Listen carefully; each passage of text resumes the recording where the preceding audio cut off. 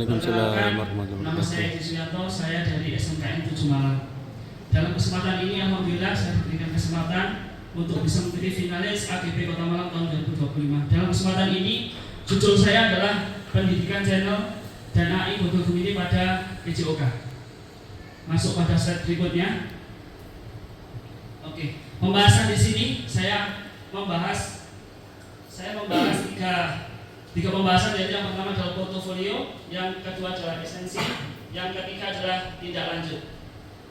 Di sini masuk portofolio. Perkenalkan Bapak Ibu, saya adalah Budha Sunatu Judari.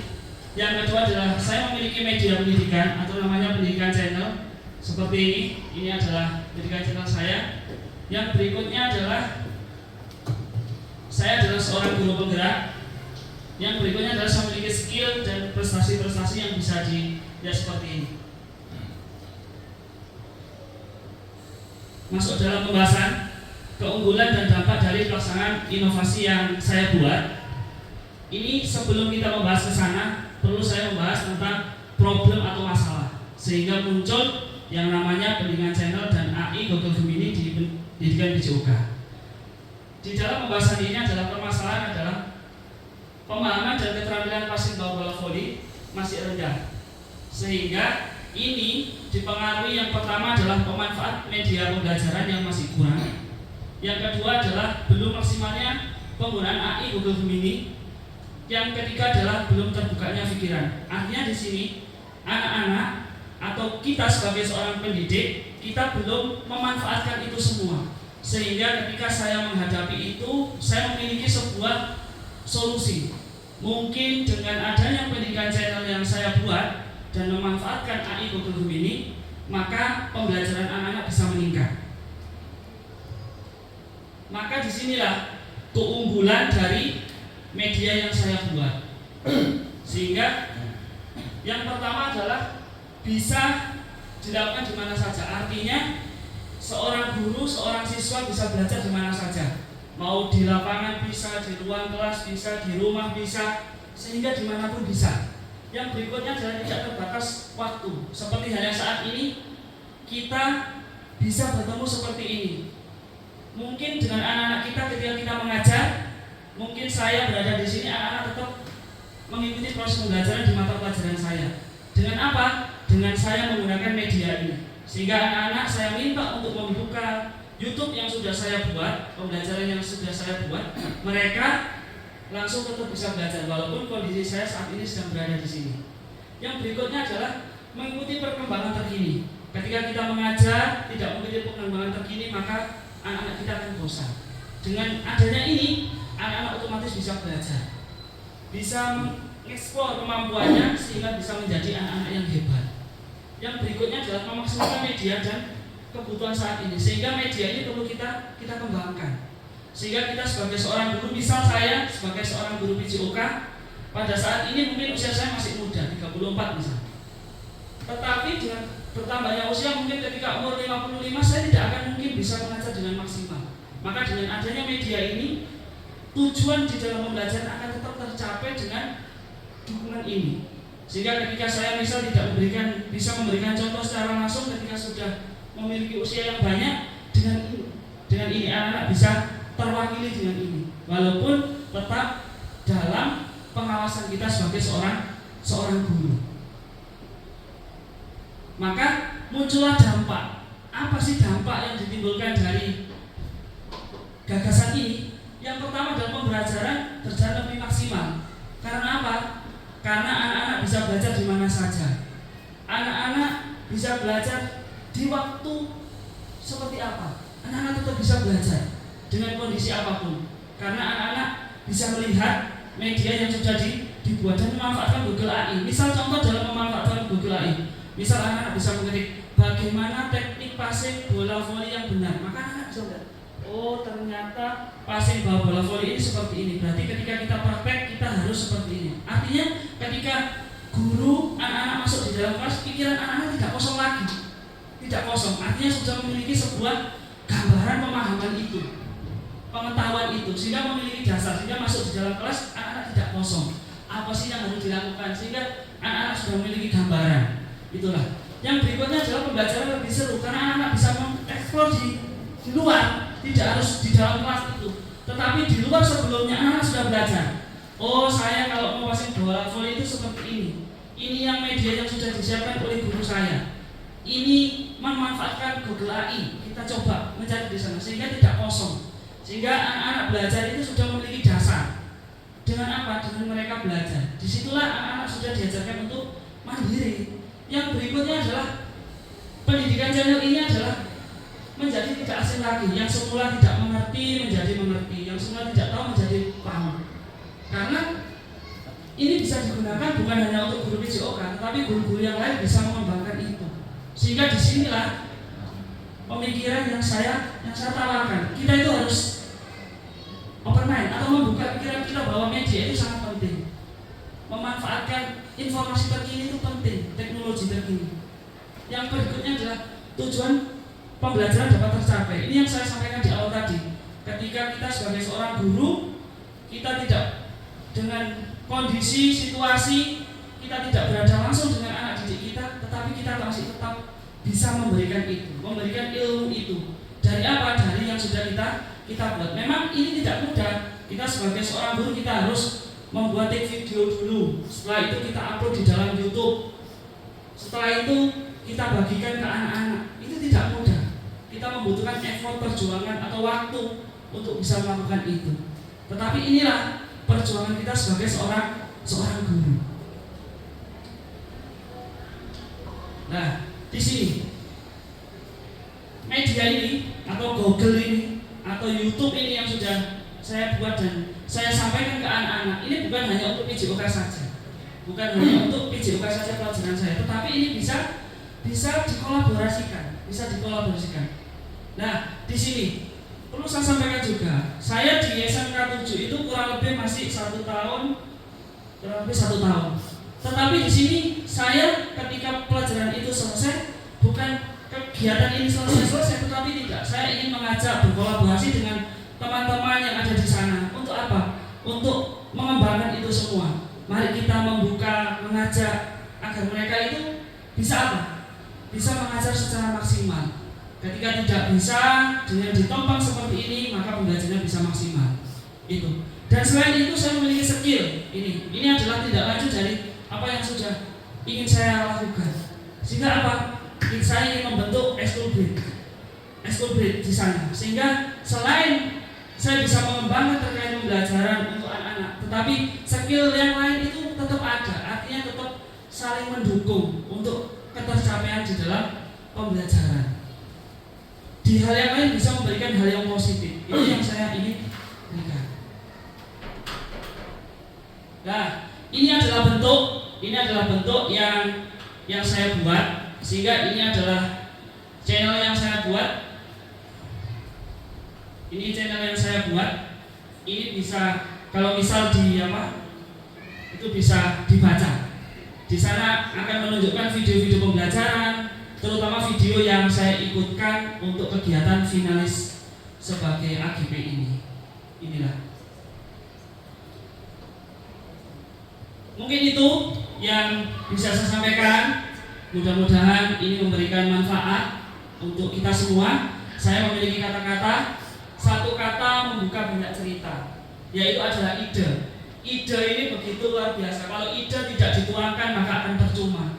Ide tidak dilakukan maka akan percuma. Tetapi itu semua tetap kita harus selalu berkolaborasi. Sehingga ada kata-kata lain, ada ide, ada edi. Ingat ide, ada edi. Saya akhiri. Wassalamualaikum warahmatullahi wabarakatuh. Terima kasih Pak Edi ya. Pak Edi Suyanto. Oke, terima kasih. Guru olahraga itu rata-rata memang kalau dulu etinya kurang karena dia sering gerak di jalan. Saya cukup bangga dengan bisa mengembangkan IT di komputernya ini, sehingga bisa membantu siswa, bahkan juga bisa membantu guru-guru yang lain kalau ini melihat. Saya mau tanya, ada berapa YouTube yang sudah ada di pendidikan channel ini? Oke, sebentar Pak. Saya lihat dulu. Ya, saya tidak.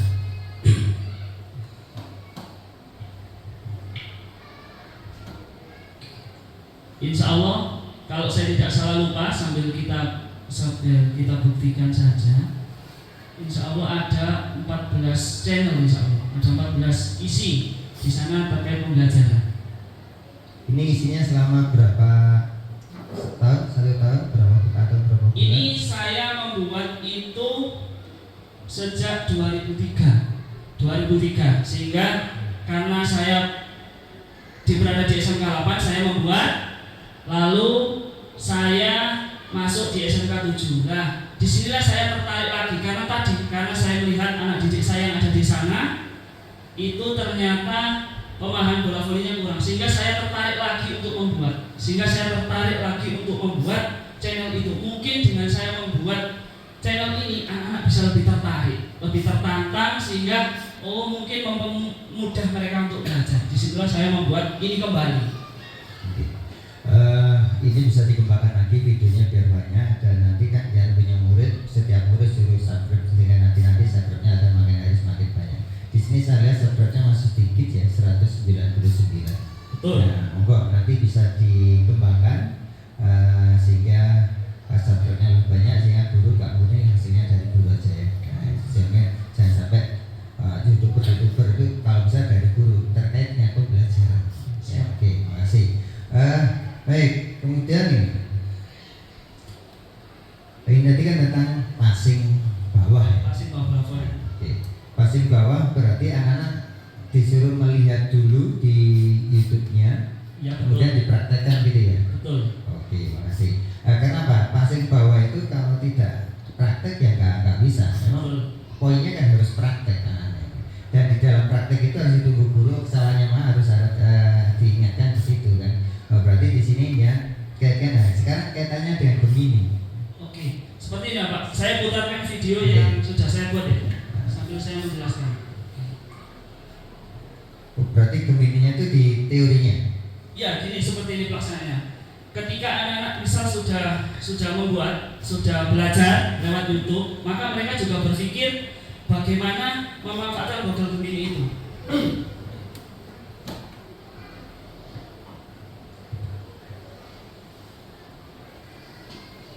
Ini sedikit saya percepat.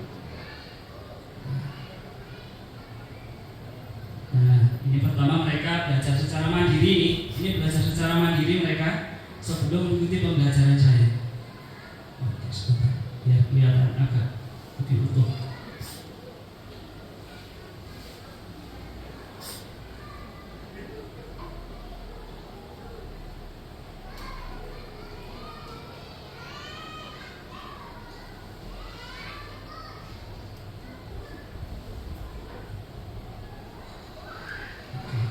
Ini anak belajar sendiri secara mandiri, bisa di gazebo, bisa di sekolah.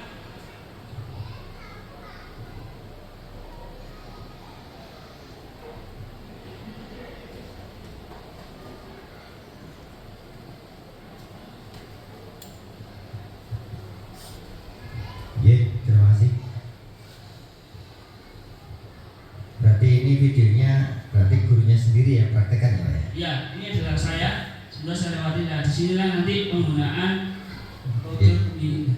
Pernah Kak jenengan menampilkan tokoh-tokoh voli yang sedang semaraknya hari ini, yang digathering oleh anak-anak sehingga anak-anak lebih keinginan untuk lebih semangat untuk belajar?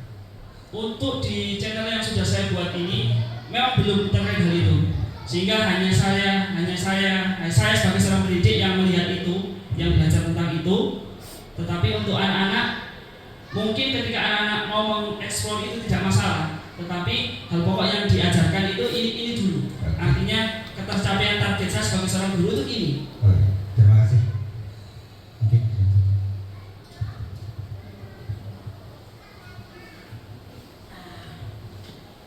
Ini saya bisa. Jadi kalau barcode itu dibuka, isinya YouTube gini. Ya betul. Coba dilihat subscribe followernya dari berapa Pak?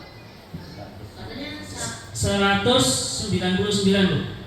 subscribe-nya 199. Iya. Itu dari tahun 2003. Gini, di awal itu sejak tahun 2003 saya membuat. Artinya ketika saya di SMK 8 saya membuat, saya sempat vakum, saya tidak pernah membuka ini lagi.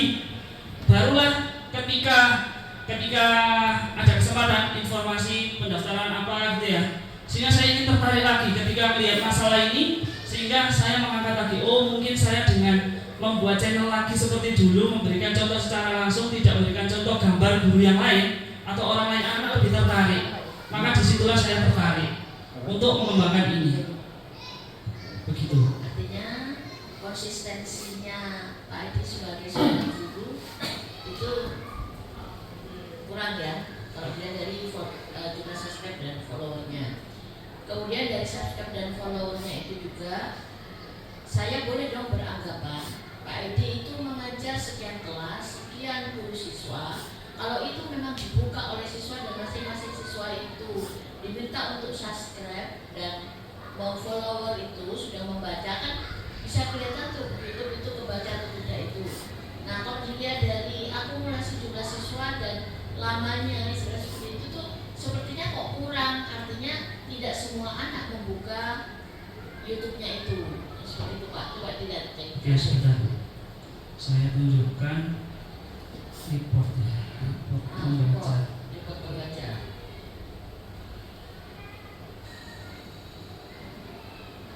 Oke.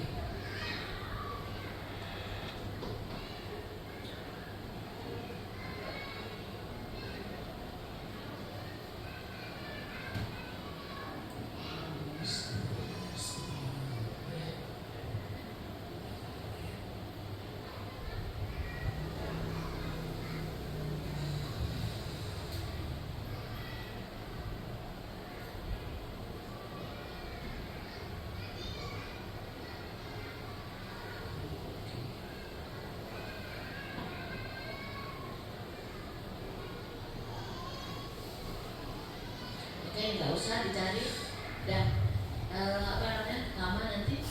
Kemudian begini Pak, saya tidak tahu kenapa diberi nama pendidikan channel. Ya. Jadi artinya pendidikan yang melalui channel-channel, gitu kan? Oh ya, gimana tuh? Kok pendidikan Gini. channel? Kenapa kok saya beri nama pendidikan channel itu seperti ini? Yang pertama adalah pendidikan. Jadi isi dari konten yang sudah saya buat adalah tentang pendidikan. Channel itu adalah seperti jejaring. Jejaring kita berada di mana-mana.